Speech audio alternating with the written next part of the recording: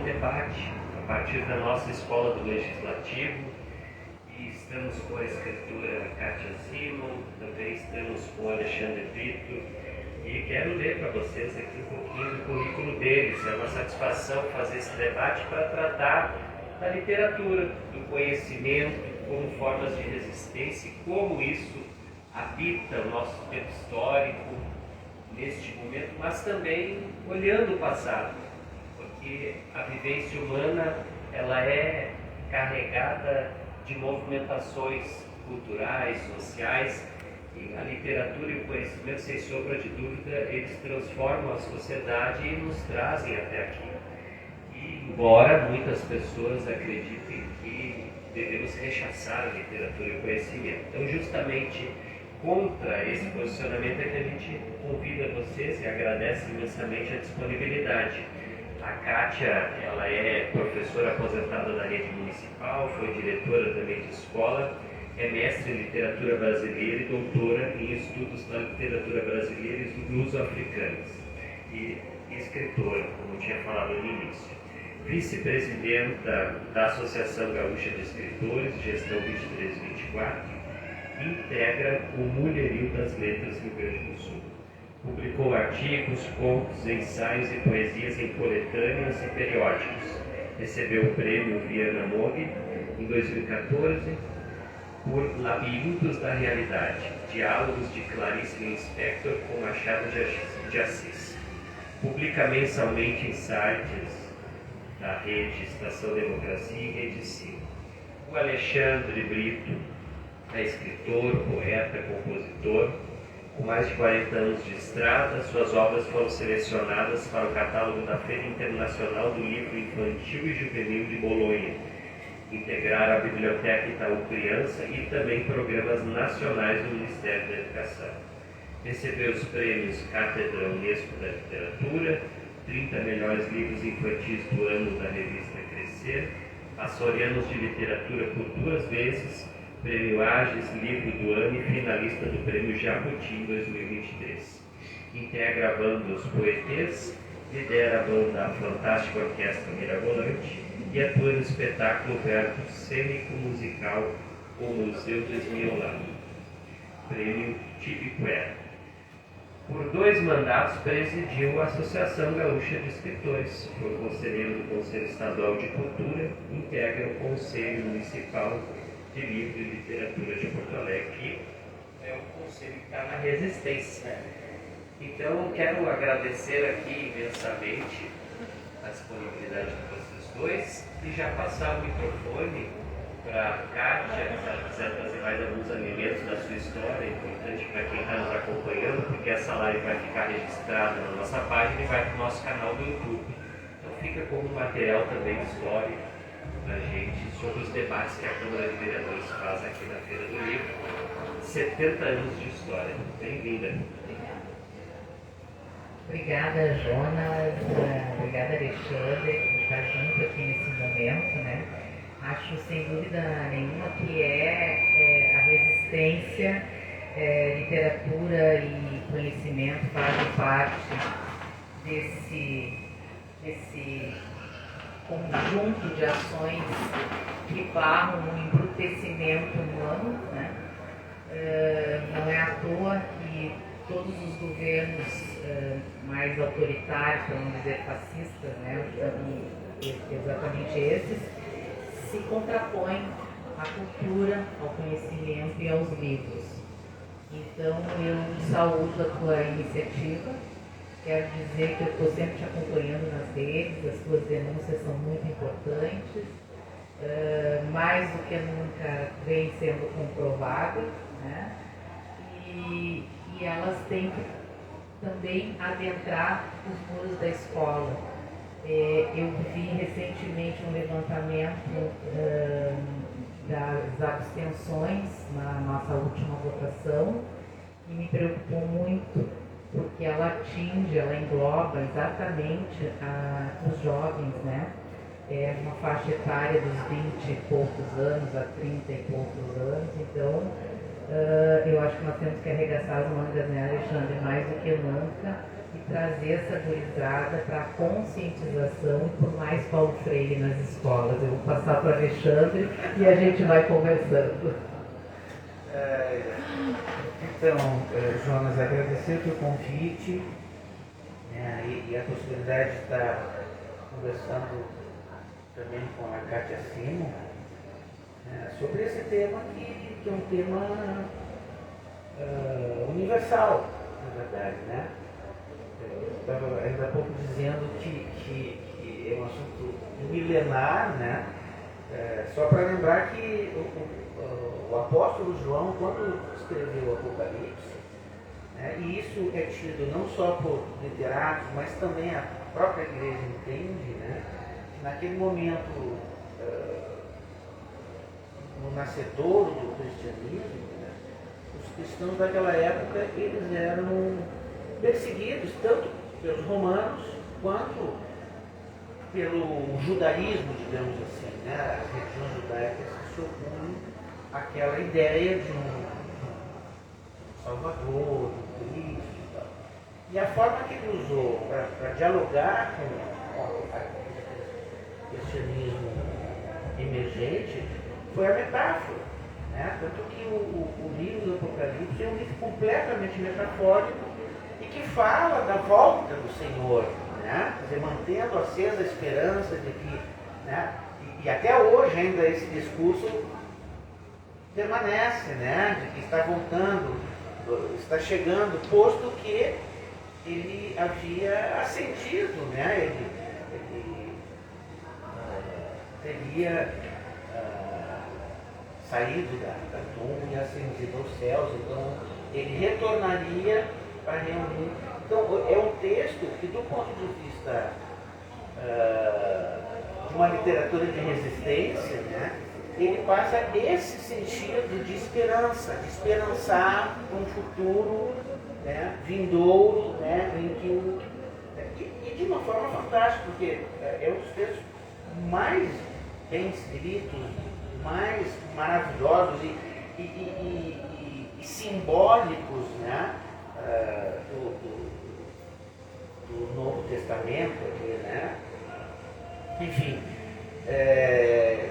estou dizendo isso porque essa história da resistência na literatura é muito antiga. A gente até lembrou, né, os trovadores, os menestréis ali do século XII, XIII, XIV, né? Aquela produção que é poesia e é cantoria ao mesmo tempo, né? Porque levada pelo alaúde, por outros instrumentos daquela época, que existiam as canções de amigo, as canções de amor, mas existiam também as canções de escárnio e de maldizer, e que tinham uma função de criticar a situação vigente, né? Ridicularizando os reis, a nobreza, e junto a isso fazendo a crítica da sua época, né? E sempre com o cuidado de não ultrapassar um certo limite para que não recaísse sobre eles o peso da mão dos reis, dos poderosos, né? O que vale também para o Apocalipse, né? Essa linguagem cifrada, metafórica, não deixava margem para uma perseguição de quem, né, ficava um texto assim meio... e que nós, aqui no período da ditadura, soubemos muito bem nos utilizar dessa linguagem metafórica. Acho que tu deu um salto... Eu gostaria de falar claro. Porque eu acho que, trazendo para o Brasil, né, acho que toda essa digressão que o Alexandre faz, ela é importante e demonstra quanto a nossa história está ligada, a nossa do Brasil, né, está ligada a todo esse percurso, né, também dos nossos colonizadores, né. Porque, pelo menos por 300 anos após o descobrimento do Brasil, nós tínhamos a referência, né, como a literatura luso-brasileira. Né? A partir do romantismo, se buscou, então, uma literatura autenticamente brasileira, a questão da identidade, enfim, né? Mas e daí para frente foi todo um caminho, né? Nós temos lá marcando como primeiro documento histórico a Carta de Caminho, né? De Pedro Vaz de Caminha, e temos recentemente, que eu digo 2011, a Carta dos Guarani Kaiowá, que marcou também, que é quase que uma resposta, né, ao Pedro Vaz de Caminha. Porque, não sei se vocês, o Alexandre certamente tomou conhecimento, não sei, dessa carta que foi publicada, inclusive, eram os indígenas ali do Mato Grosso do Sul que foram confinados a uma beira do rio e a justiça decretou a sua saída. E eles escreveram, publicaram, responderam ao mandato judicial através de uma carta. E essa carta, em razão das redes sociais e tudo mais, ela ganhou uma outra dimensão e essa decisão judicial acabou sendo anulada, porque eles pediram, foi uma carta assinada por 50 indígenas homens, 50 indígenas mulheres e 70 crianças. E só restava de toda a área de mais de 400, enfim, não sei quantos mil metros, aquela coisa toda que está dividida em não sei quantos fazendeiros, né? E tal, restou somente a beira do rio e de lá eles foram expulsos através de um mandato judicial. E aqui na carta eles declararam que eles então trouxessem uma escavadeira e enterrassem todos de uma vez ali, porque eles tinham direito a que decretassem a morte deles. É uma carta de arrepiar, mas é uma carta que, de certa forma, ela demarca, né, uma posição forte de pessoas legitimamente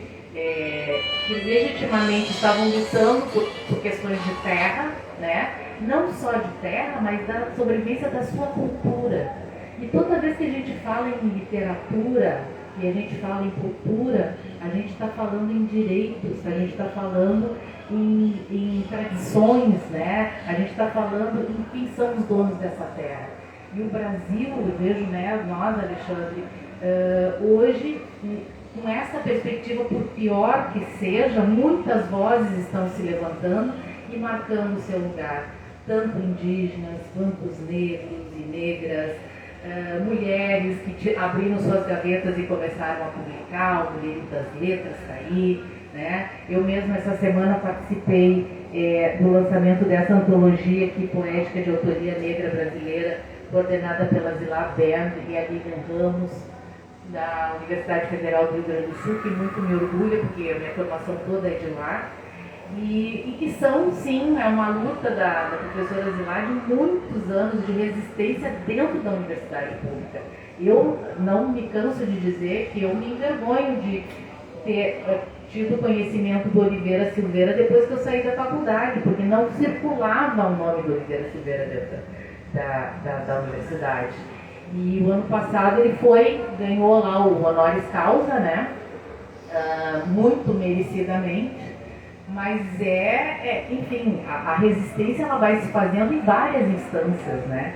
E principalmente a universidade, muitas vezes, ela vai dando continuidade a uma cultura elitizada, uma cultura, né, que não corresponde à nossa realidade. Então, essas diversas instâncias, né, que vão surgindo, esses diversos grupos, saraus, que nós temos, né, neste momento acontecendo, agora vai ter dia 19 lá no Castelinho, o Sarau do Castelinho, também dentro da Feira do Livro, a Alexandre está organizando junto com a Sandra Santos. Enfim, esses momentos são momentos de resistência, né?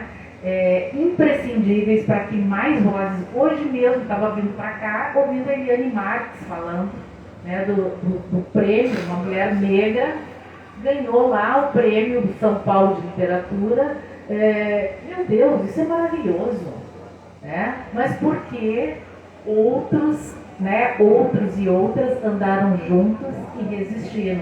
Então, essa nossa caminhada, né, eu lembro muito do Ayrton Krenak que diz, né, nós estamos resistindo há 500 anos a toda essa devastação, e nós temos que nos reconhecer com essa multiplicidade racial, né?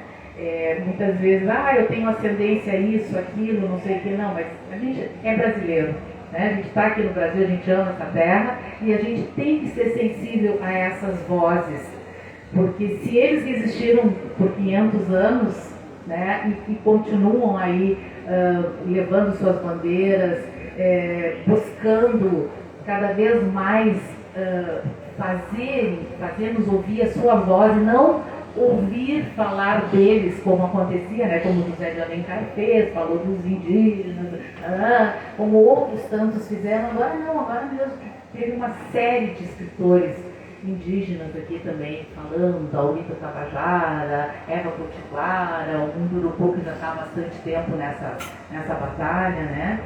E hoje temos o lançamento do nosso amigo aqui, o Alexandre, que traz, né, essa questão da infância com alegria, com liberdade, que eu acho lindo, Alexandre, teu trabalho, teus amigos lá do 6+1 também, de trazer isso, porque é isso que as nossas crianças precisam, né? De uma identidade positiva, de gostar de ser criança, de gostar de estar nesse mundo, né? De ter esperança, de ser valorizada, não só enquanto criança, mas enquanto pertencente a esse mundo. Aí estou falando demais. Ótimo, Kátia, ouvir vocês dois. E agora a gente fica pensando também quão importante foi a literatura para que a gente pudesse chegar nesse patamar de liberdade no nosso país. Porque a gente tem uma democracia que é recente. Vamos chamar uma democracia que não é nem criança, é um bebê. E a gente tem uma carta constitucional que sequer foi implementada de forma. E a gente tem uma dificuldade, inclusive, do acesso ao livro. O livro não é barato. Já foi mais caro, evidentemente, mas não é barato. Então a gente sabe que a literatura, ela traz um espaço, não só de sonhar, mas um espaço de conhecer a questão da leitura e da escrita, para tu inclusive registrar a tua existência. Quantas pessoas são incentivadas a escrever, a ler de fato na escola pública? Eu acho que a escola pública, eu vejo que ela tem muita dificuldade.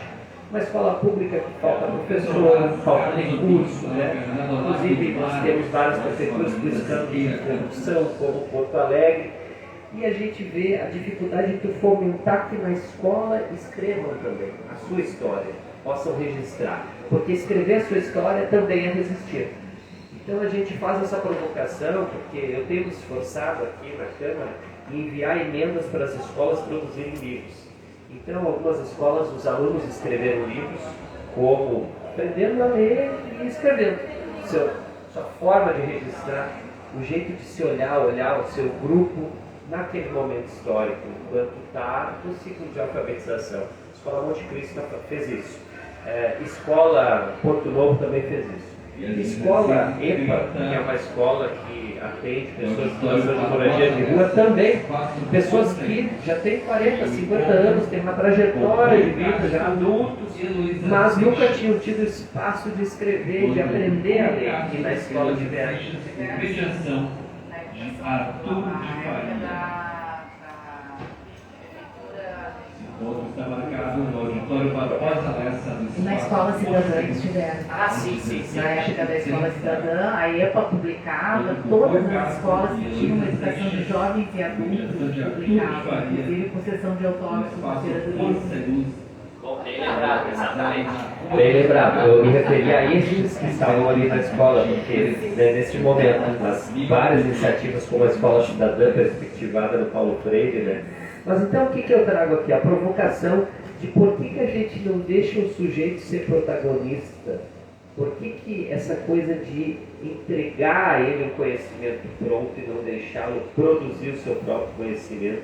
Então trago, na verdade, essa provocação para que a gente possa pensar um pouco, se é possível, o que a gente pode pensar no nível de Porto Alegre. Como Porto Alegre pode de novo mergulhar numa cidade em que a gente tenha mais democracia, mais liberdade de fato, em que a gente possa realmente reconhecer os nossos artistas, os nossos escritores. A gente não tem no circuito próprio fomento, a gente olha uma Secretaria de Cultura que é 0,3%, é menos de 1% do orçamento. Isso me entristece. Então, eu não poderia deixar de trazer isso aqui também, porque esse também é um lugar que querem nos colocar, né? Querem colocar a literatura, colocar o conhecimento, e isso nos inquieta. E a Câmara de Vereadores tem essa necessidade de debater isso, porque eu, como vice-presidente da Comissão de Educação e Cultura, durante 4 anos a gente questiona, a gente tenta impulsionar um debate público, mas não é fácil. Então, para além do imprescindível da leitura, né, da literatura, a leitura na escola, fundamentalmente, ela não só é uma fonte de imaginação, né, de ampliar horizontes, perspectivas, né, o vocabulário de possibilidades para suas próprias vidas, mas também na acumulação de um vocabulário, na ampliação desse repertório, desse vocabulário, esses alunos que são senhores da própria leitura, né, porque o leitor ele é o inventor da própria leitura, né? Então, nesse processo, a gente está instrumentalizando os alunos e as alunas para que eles possam dizer o mundo que eles vivem a partir do seu ponto de vista, a partir da sua perspectiva, da sua experiência de vida, dos seus dramas, das suas impossibilidades, né? Então, do ponto de vista de uma sociedade cidadã, sim, mas que desenvolva uma capacidade crítica sobre a realidade que eles vivem, a leitura é uma grande, a leitura e a palavra, né, é uma grande ferramenta para que eles possam dizer no mundo que eles vivem, né? E aí eu vou fazer uma ponte com o que eu estava dizendo antes, né? Nós durante muito tempo vivemos com relação à literatura, né? Os escritores, as escritoras, sendo extremamente comedidos com a palavra, porque os poderes eram tais onde se você avançasse uma determinada linha, você era preso, né? Você era eliminado, né? Então, a ideia da metáfora, né, que vem desde lá do apóstolo João, falando por metáforas, a gente vê isso na resistência ao Getúlio Vargas. Quando tu pega, o Antônio Cândido estudou e colocou isso muito bem num estudo dele sobre a obra do Mário de Andrade, no poema Da Boca para Fora, que está acho que é no Paulo Sérgio Vaiado, não, a Lira Paulistana dele, né? É um livro que, inclusive, um depoimento do próprio Mário de Andrade, dizendo que ele teve que procurar as palavras numa carta para Alfonso Guimarães.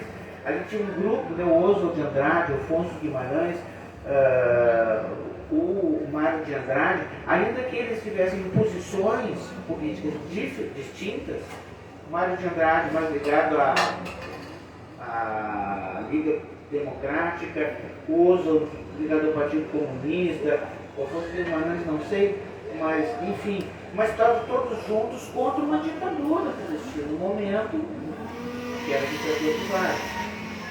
Então, de novo, ali, até tem uma frase muito interessante do Oswald, dizendo para o Alfonso Guimarães que não se podia mais ser triste, Porque ser triste, de alguma maneira, demonstrava uma inconformidade com a situação que se estava vivendo. Né? A gente vai ver isso de novo durante o nosso regime militar.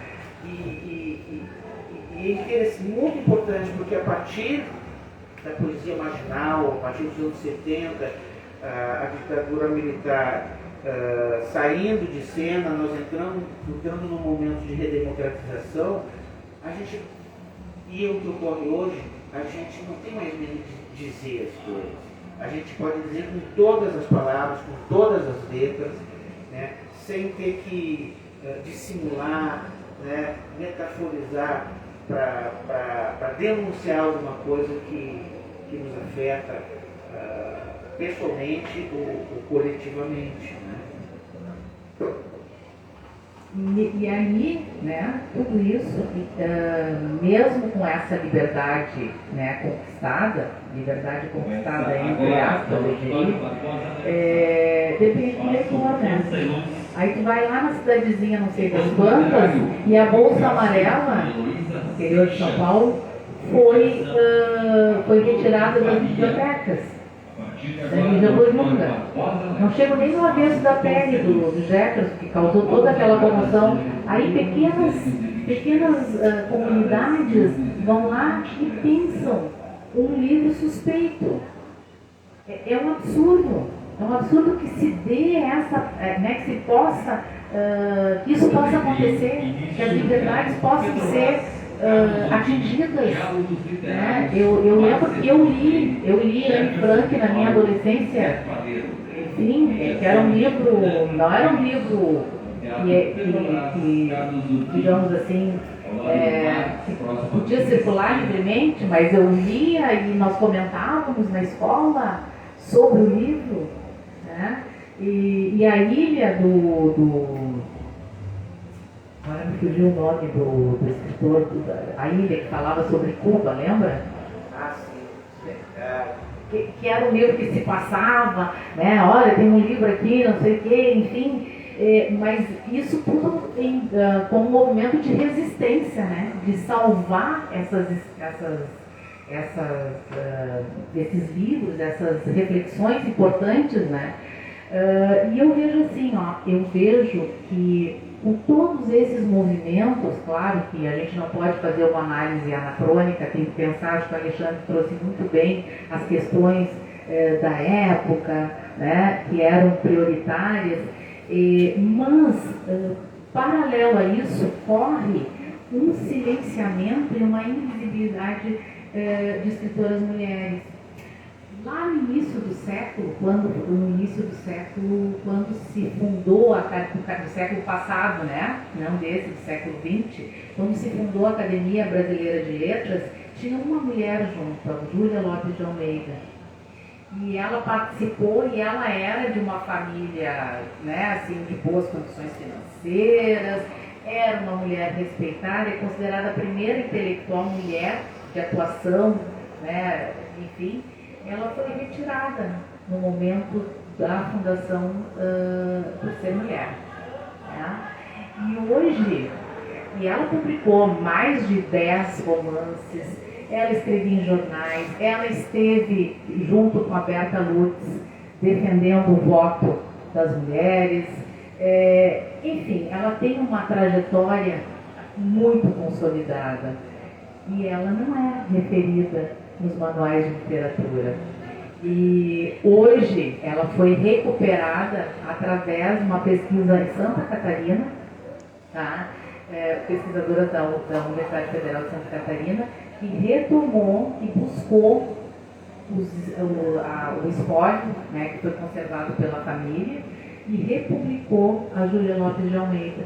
E o Senado, veja bem aqui, na Feira do Livro, o Senado tem uma série de livros chamado Escritoras Brasileiras. E ali tem Júlia Lopes de Almeida, várias mulheres foram recuperadas na história da literatura brasileira.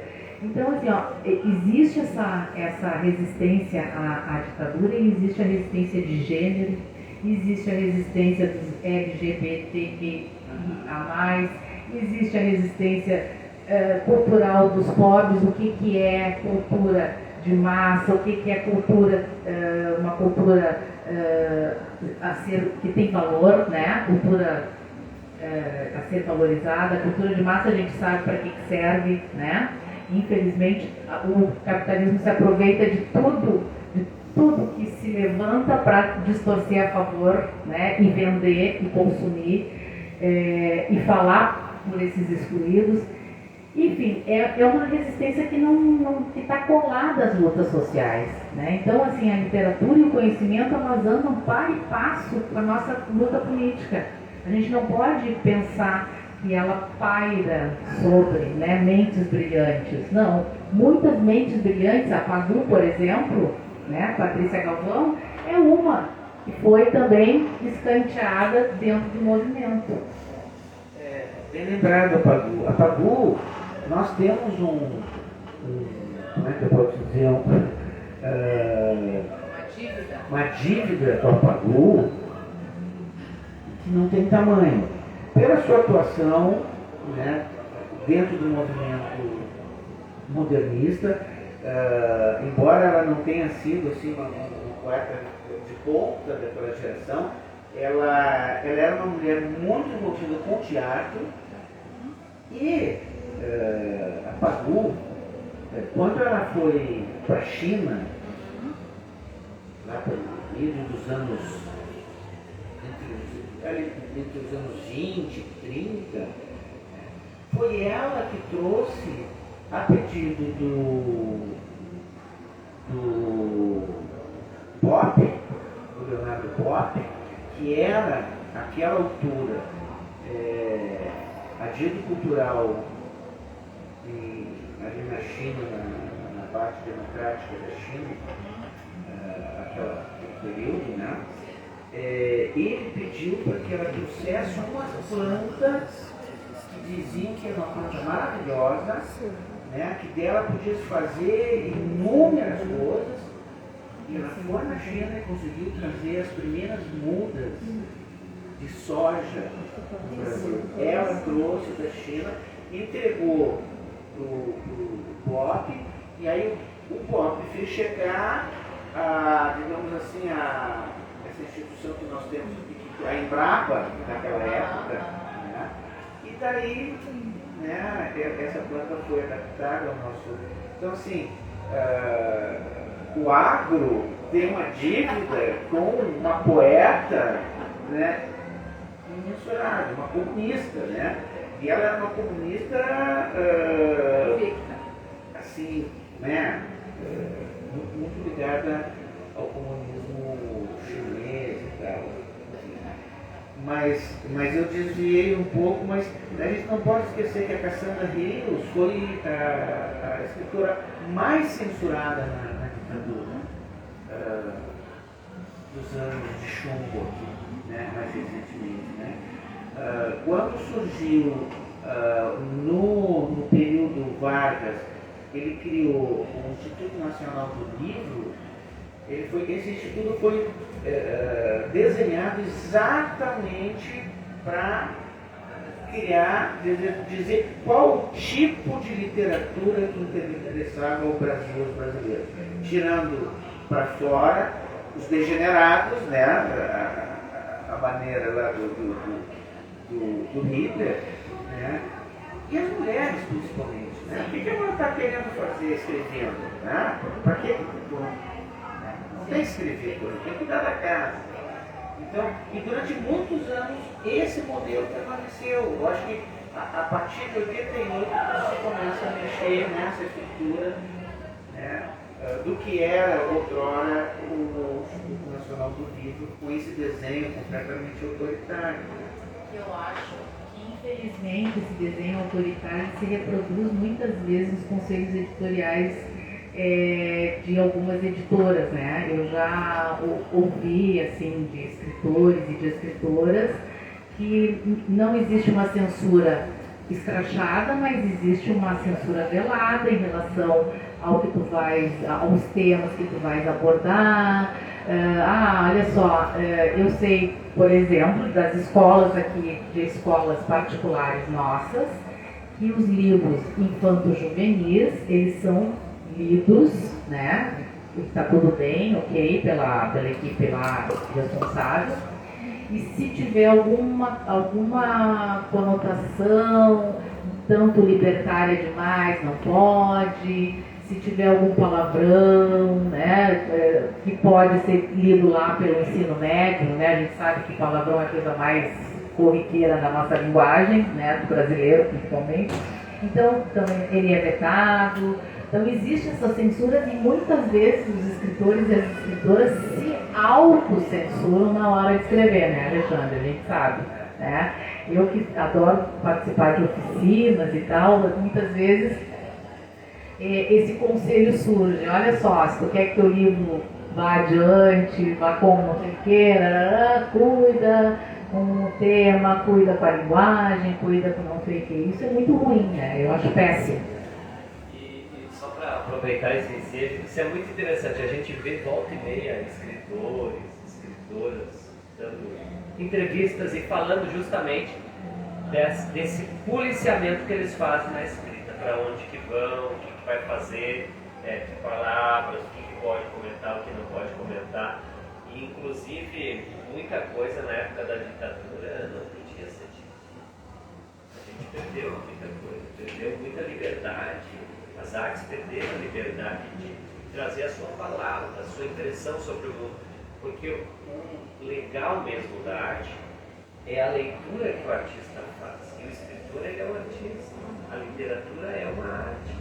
É como tu simboliza, como tu registra na forma escrita a tua visão e como tu está percebendo. E isso tem por trás uma filosofia de mundo. Então tu nega o direito a ter uma filosofia de mundo. Então isso é problemático. Eu acho que hoje a gente vive um momento emblemático do país, porque nós temos perseguições. A Kátia lembrou bem aqui, perseguições, e essas são as perseguições diretas. Tu dá literalmente nome aos bois, mas tem também a perseguição que ela não é direta, que ela está escondida nas ações políticas do Estado. Quando o Estado não bota dinheiro na cultura, quando ele não fomenta escritores, quando ele vai lá e diz, eu vou cortar dinheiro do Adote Escritor. Lembra que nós fizemos isso em Porto Alegre? Há uns 6 anos atrás. E aí o que a gente percebe? Percebe que tem sim uma ação de censura. Eu não quero que tenha escritores caminhando dentro das escolas. Então é uma atitude do Estado. Então esse Estado, esse mesmo Estado criado, fomentado, Estado democrático de direito, dependendo das pessoas que habitam e organizam ele, elas tomam decisões que são de censura, que são para atacar essa resistência da literatura, porque a literatura, ela, ao longo, eu percebo assim, ela se torna uma resistência. A cultura, ela é uma forma de resistência, uma forma de dizer, eu existo, eu estou aqui, é isso que eu penso. E quando a gente não tem espaço para as pessoas dizerem o que pensam, a gente vive aí então uma sociedade que é o que tu fala, né? De massificação. Eu quero que todo mundo pense igual. Então o que eu faço? Só vamos ler esse livro aqui. É mais ou menos o que acontece em algumas escolas particulares. Opa, olha, isso aqui não é para saber, mas isso existe. Isso existe, mas não é para saber. Então eu quero passar para ti. Então, a gente teve o prefeito Marquesan, foi o único prefeito que teve a coragem, né, de, com todas as letras, tentar extinguir o programa Adote um Escritor, né, através do seu secretário de Educação, né, mas enfim, ele tentou ao longo de 4 anos extinguir um programa premiado pela Unesco, né, quer dizer, um programa com aquela altura, 15 anos de vida, e não fosse a Câmara, né, não fosse assim, a articulação da sociedade civil com a Câmara de Vereadores, naquela época a Sofia Cavidon, a Fernanda Mitton ainda estavam na casa, nós conseguimos construir um fundo, né, em torno de 400 mil reais, para que se eles viessem com a conversa de que não tinha recursos, não tem aqui, ó, foi destinado esse valor. E aí, como não puderam, né, extinguir o programa, não vamos precisar usar esse recurso. Nós vamos usar os nossos próprios recursos. Então, ao invés de usar os 400 e poucos mil reais, eles investiram 180 mil reais. Quer dizer, eles desidrataram o programa. E de lá para cá, nós não conseguimos retomar valores que nós já tivemos no passado. O programa já teve em torno de 700 mil reais, né, com uma curadoria, né, passaram um filtro pelas obras que estavam se candidatando a participar, de forma que nós tivéssemos uma qualidade literária. Hoje não existe curadoria nenhuma, desde Marquesano não existe curadoria nenhuma. Qualquer pessoa, que hoje é muito fácil publicar livros, né, vai ali na esquina e publica 30 livros por demanda, dependendo da qualidade da obra. Aí tu te ingressa no programa, por exemplo, o livro, e se tu está dentro dos critérios, vai. O único critério que não existe nesses critérios é o critério de qualidade. Que a gente está trabalhando isso desde que houve a ruptura entre a parceria SMED e Câmara Rio Grande do Livro. Vamos, todos os anos, é de novo um trabalho. Agora a gente teve quantos secretários de cultura no período? 3 secretários de cultura, agora temos 4, né? De educação, desculpa. Cultura e educação. Não chega a completar o ano. E não bastasse isso, nós temos a situação do Estado, né? Bibliotecas fechadas. Eu participei agora em outubro de um encontro de escolas e de ações de leitura e do livro na Assembleia Legislativa, e é de cortar os pulsos. Por quê? Os professores não desistem, as comunidades não desistem, os alunos não desistem. Então isso me emocionou profundamente, porque ainda que cerrem as portas das bibliotecas, há movimentos nas comunidades, nas cidades, para restabelecer esses espaços para que as crianças que não têm acesso, porque o livro é caro, sim, não adianta a gente tapar o sol com a peneira, se um livro bom, um livro vai ser bem feito, é um livro caro, né? E não há subsídio para eles também. Então, as escolas resistindo com mais de 30 projetos. A Sofia reuniu aqui na Assembleia Legislativa uma coisa belíssima, tá? Emocionante de ver, mas a realidade é essa: bibliotecas fechadas no Rio Grande do Sul. Não existe argumento que fundamente o fechamento de uma biblioteca, Alexandre. Não tem. Já passando para o Alexandre, eu quero aproveitar para pedir a vocês também as considerações finais, que a gente vai encaminhando para a finalização da nossa live. Então, eu acho que a gente, enquanto sociedade civil, numa articulação, uma parceria com os parlamentos, né, municipais, todos os municípios do interior do Estado, a Assembleia Legislativa, né, permanecer proativos e vigilantes, né? Porque esse é o nosso caminho, encontrando as parcerias, os parlamentares, as parlamentares identificados com a nossa luta, de poder fazer a pressão política junto aos gestores públicos. A gente está numa briga muito grande, já há uns 2 anos pelo menos, né, porque o Rio Grande do Sul tem assim, uma posição muito interessante. No estado nós temos o maior número de feiras de livro pelo estado. O SESC é muito responsável por isso, é um grande fomentador de feiras do livro pelo estado. Porém, desde a pandemia, uma série de municípios de gestores, né, de municípios que não tinham coragem de interromper, de descontinuar uma feira do livro, com o argumento da pandemia, eles descontinuaram. E até hoje não voltaram às feiras do livro. Então a gente está trabalhando, já temos identificado essas feiras todas, né? E a gente está incidindo junto com o SESC, né? Através do Conselho Estadual de Cultura, né? De estimular, e agora a gente vem com novos gestores, né, que foram eleitos agora, de continuar essa luta para que a gente possa resgatar aquelas feiras do livro que foram descontinuadas. Mas, fundamentalmente, o que é necessário é recurso. Tá?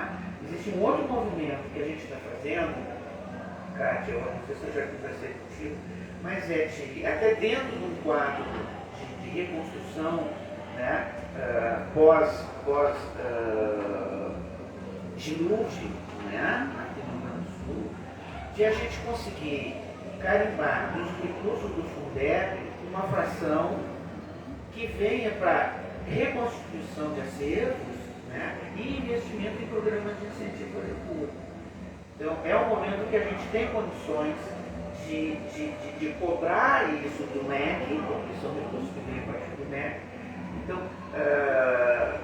eu acho que a sociedade civil tem que agir e não pode esperar. A gente precisa, através das nossas entidades, das nossas organizações, estarmos junto com parlamentares que estão alinhados com esse nosso desejo, essas nossas demandas, e lutar. E nada vem de graça nesse território. E quero agradecer o teu convite, Jonas, te parabenizar pelo teu trabalho, ter desenvolvido ao longo desse primeiro mandato, e que o teu próximo mandato seja tão vigoroso como foi o primeiro. Bom, essa luta é uma luta que vem de longe, né? De escritores, de escritoras, de conscientização das nossas crianças, dos nossos jovens também. Eu, quando digo por mais Paulo Freire nas escolas, né, eu vi naquele encontro os projetos de leitura ancorados na perspectiva freiriana, né, de ampliar a visão de mundo, de criar cidadãos críticos. E dizer que eu não paro de estudar e acho que a gente não pode parar, né, Alexandre? Eu trouxe aqui 2 livros que eu considero fundamentais e que têm acrescentado na minha perspectiva de estudos de literatura, que é Literatura e Resistência, da Regina Dal Castanhe, uma das organizadoras, tá? Que traz a carta aos guaranienses que está aqui referido, e por uma crítica feminista, leituras transversais de escritoras brasileiras, da Eunice Figueiredo, da UF do Rio de Janeiro. Eu acho que nós temos que juntar vozes, né? Eu parabenizo a organização da Feira do Livro por ter uma curadora, Lilian Rocha, da literatura negra, fundamental, uma voz forte, poderosa, e que ajuda a dar visibilidade a quem está aí construindo, né, fazendo literatura, agregando, trabalhando a autoestima das crianças negras das nossas escolas, por se verem, né, na voz, naquela potência que é a Lilian Rocha, de ver o Alexandre com seus trabalhos incríveis, né, e poder dizer que nós da AGES, vou falar agora em função da AGES, né, nós temos agora no dia 4 de dezembro a entrega do prêmio AGES em 10 categorias, ampliamos aquilo que o Minuano tirou, a gente incluiu, que é tradução, enfim, né, são 10 categorias e que vai ser entregue aqui no espaço Força e Luz, está convidado, tá, Jonas, a participar, livro do ano, e dizer que nós estamos aí, né, abertos e engajados nessa luta de resistência e na defesa de escritores e escritoras na questão da autoria, né, e enfrentando também a inteligência artificial, que entra nesse domínio, que é um assunto para outra live. Tá? Que legal, que ótimo, Kátia e Alexandre. E ouvi-los aqui nesse momento, né, que a gente aprende, porque quem escreve, quem faz a cultura acontecer, a literatura acontecer, quem ajuda o mundo também a viver de uma forma diferente. Porque o que seria de nós sem essas histórias? Eu me lembro que eu lia muito gibi, história infantil conhecida nas escolas, depois a gente começa a aprender literatura na escola, ensino médio, muitos clássicos, né? Machado de Assis, me lembro até hoje, me lembro de Luiz Antônio de Assis Brasil, tem até uma passagem lá que me marcou muito, que a gente leu na época do ensino médio, que ele fala até de socialismo, que é uma passagem muito interessante, e a gente fica marcado, quer dizer, a literatura ela marca a vida da gente, e se ela marca a vida da gente, a gente tem que garantir que tenha mais literatura. Então essa é a ideia do nosso mandato na Câmara de Vereadores, de fazer não só esse debate, mas de fomentar novas escritas, novas leituras, e vocês, sem sombra de dúvida, nos trazem muitos questionamentos aqui, provocações que ficam para um outro momento. A gente agradece a escritora Kátia, que é uma professora, uma dedicada à educação, fez uma trajetória muito bonita. O Alexandre é uma pessoa que defende muito a cultura, participa sempre de espaços de debate político, de representação, uma pessoa que produz literatura também. Então, eu fico imensamente grato de vocês terem vindo até aqui, dedicar um pouquinho do tempo de vocês nessa mais uma edição da Feira do Livro de Porto Alegre, que resiste, que é uma resistência, porque está esquisita a nossa cidade, né? Uma cidade está meio conservadora, então mais literatura, mais conhecimento para Porto Alegre. A gente precisa despejar cada vez mais e fomentar, inclusive os nossos produtores, criadores, escritores locais. Deixo um abraço para todas e todos vocês. Essa live fica registrada e também vai para a nossa página do YouTube, aqui na nosso estande da Câmara de Vereadores, com os nossos colegas, servidores da Câmara também, que estão sempre aqui prestativos, agradecendo imensamente esse espaço do Poder Legislativo e também da Escola do Legislativo, que faz debates, e esse é o nosso intuito, na Câmara também fazer debates para que mais e mais a pluralidade esteja presente. Um abraço. Obrigado.